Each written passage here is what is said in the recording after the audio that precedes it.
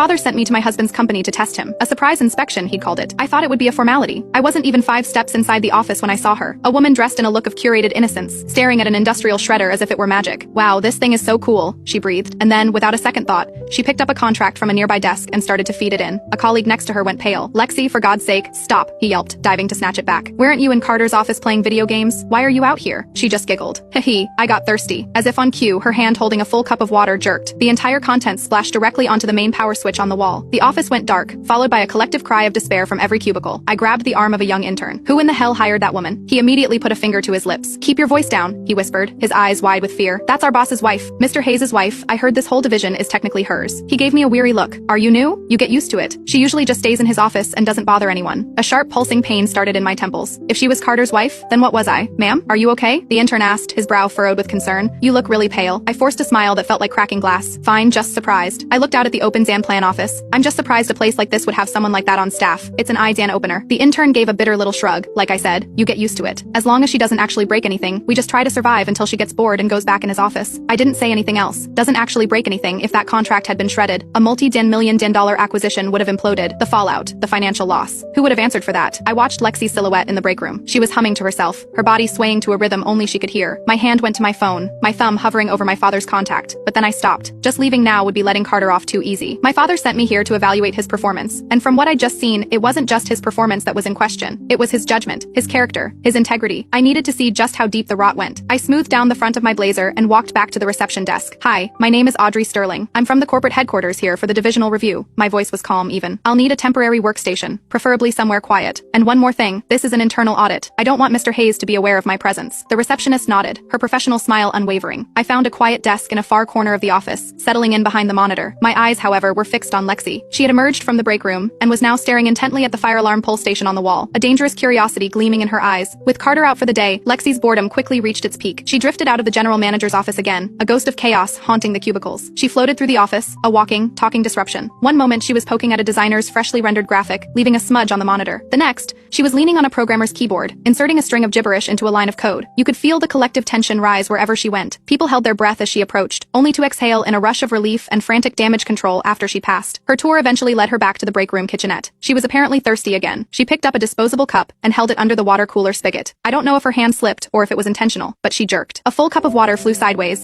Click the link in my profile to watch the exciting follow-up.